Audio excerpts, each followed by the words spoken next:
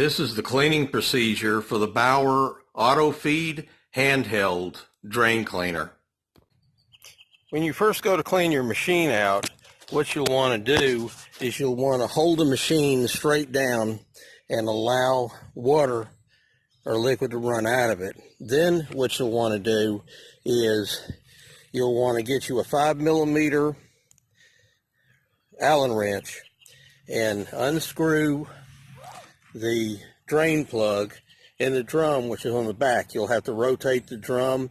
You can run the motor. You can also freewheel it with your hand. I've already removed it here for illustration. What I do, I went to a home store, big box place, and got one of these little high pressure hose nozzles. It fits in there really good. What I would do is I would turn the water on before you move it to the machine and hold it out and turn the water on till where your stream breaks is probably about 1 foot 6 inches far away. That's about enough pressure. Hold the machine face down, never hold it up or sideways. You do not want to get any water inside of your motor assembly. You want your water to go straight down to keep yourself out of trouble. Otherwise, you're going to have to let this thing sit for a month before you can run it, so all the water evaporate. If by chance you do something dumb like that, my best recommendation is let it sit in the face down position for about 2 days, and then I would get me a huge amount of rice, just like you eat, dry rice, out of the bag.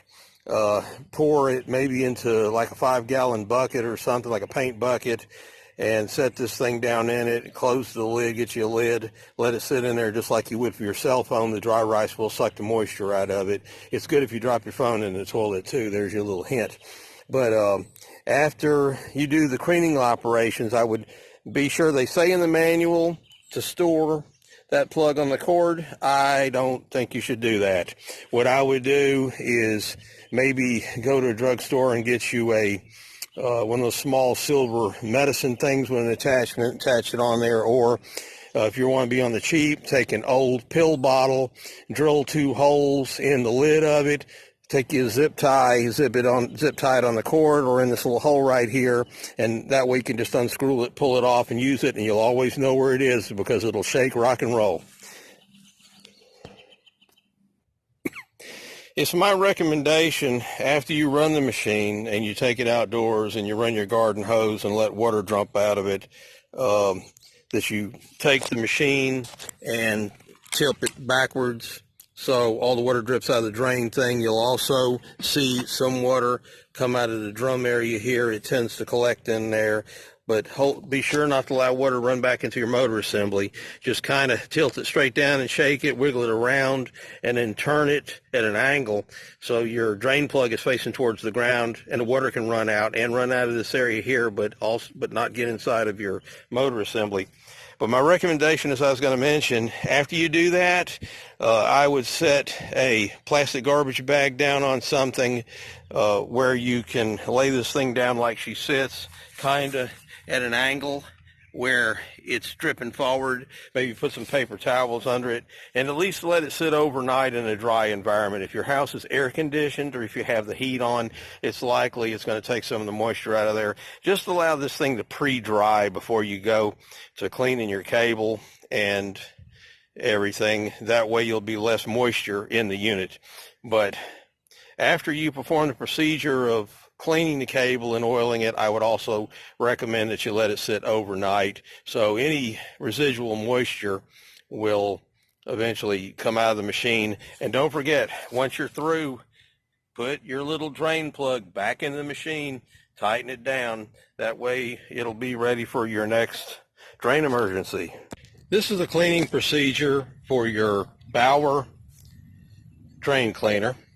What you're going to need is preferably an outdoor area like a yard. What I have done is I have raked all the leaves out in this area so I don't catch any.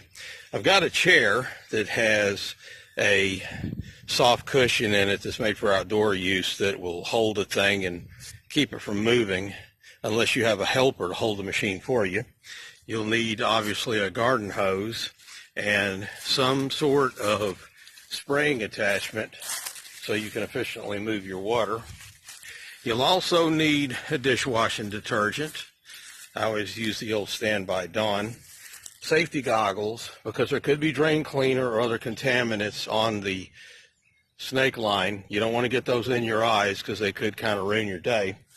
And you'll also need a sponge. The sponge will be used to put your Dawn on with water, to clean and scrub your cable real good. I'd recommend scrubbing it about 3 or 4 times until it gets as shiny as it can. And then also you'll rinse that out and fill it up with water and spray your snake line down, and then use the scrub sponge to get all of the detergent off of your snake line. The next thing you want to do, it's best to have a helper to do this, but if not, you can secure this thing, your control here, and you want to move it into the center area, basically the neutral, not forward and not reverse, but in between. Then what you want to do, grab your snake cable, and you can just pull it out. It will free run out. It will twist between your fingers, so be careful not to get snagged with the end as you're pulling it out. But pull it the entire length. Do not yank on it, as you see what's coming out. And I'll show you where your limit is, which I believe I've reached it. Lay your cable down on the grassy area. You'll notice that there's a connector here in the middle. This connector basically allows the cable to freewheel.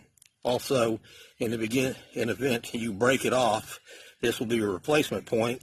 This also limits this drain snake from completely coming out of the machine and going down the drain.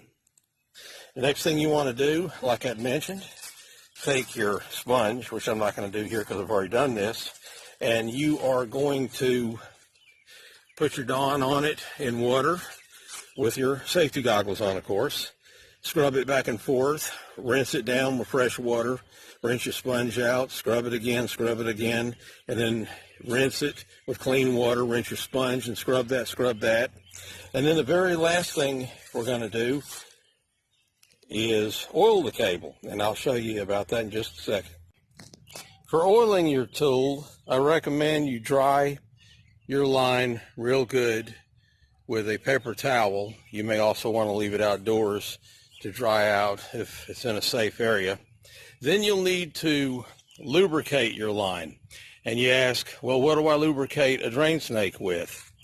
If you go to a plumbing supply shop, they do sell drain snake oil.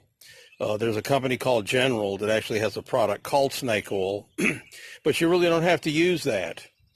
A lot of professionals will either use a hydraulic tool lubricating oil such as Mobile Alvo, that's A-L-V-O, no, I'm sorry, Almo, A-L-M-O, or you can go to your local home supply store, big box store, and get yourself some air tool oil. The oil that I use is manufactured by the Marvel Company, the same company that makes the Marvel Mystery Oil for your automobile. Been around, I guess, since what, the 1920s, 1930s. Now, this is not the same product as the Marvel Mystery Oil you use in your car. This is actually Marvel Air Tool Oil. I found this one at Advanced Auto Parts. It's about $4 or $5. It's a very small bottle, as you can see from my hand. It's not that big. It's a good product to keep in your toolbox, whatever, but your air tool oil is basically about the same as an oil used in a wet environment to lubricate products. What this is used for is to lubricate air tools like nail guns and pneumatic staplers and stuff. That environment, as you probably know, if you use a compressor compresses the air from outside. Unfortunately, water is not condensable. It can't be converted to a gas and a liquid efficiently. So water accumulates in your tank, also in your air lines and in your tool. So this product is designed to be used in an environment where you have moisture, but you also need lubrication. So it's an excellent product. It's a very light oil. Whenever you lubricate your drain snake, you do not need a heavy amount of oil or a thick amount of oil. You only want to coat the drain snake so the drain snake will not rust Also, it'll go in and pay out of the machine efficiently. And another benefit of this tool oil is whenever you finally have a clog and have to run your snake through an area that has a lot of bends and twists and turns, it'll lubricate the cable as it's going through those areas and make it easier to get the snake to pay out for you. But basically all you'll do is you'll take this oil and put it on a piece of, they recommend on the Harbor Freight website and also in their manual that you use a rag, but I go to Walmart and buy these shop towels. They're paper shop towels that are sold by the Scott Paper Company. They come on a roll, looks like a paper towel, but it's blue. They have two kinds. This is the cheaper, lighter of the type. I take 2 full sheets and double them until they're about this thick, and then I coat this paper with the oil and run it up and down the snake line. Whenever you do this, I recommend that you plug the machine in or have a helper and flip your transmission or your handle there into the reverse position so the cable goes back into the machine. This way, where you have that little connection point where it attaches the cable, in case you break it off, of course, will go back into the machine in the proper direction, so you won't end up pushing it in there to find out that it's binding up inside your machine. You can, if you lay it down like this or have a helper and run it in reverse, you can actually hold the paper on the line as the machine is turning inward. It won't go that quickly. Don't pull the trigger full bore, just pull it enough to turn it. Put a light coating of oil on your drain snake and everything should work good for you. Thanks for watching my video. Don't forget to give me a thumbs up so others can quickly and easily find my video. And if you like what I do, please subscribe to my channel. I will try to put all kinds of videos on there that'll be helpful and you may learn something. Thanks again. God bless.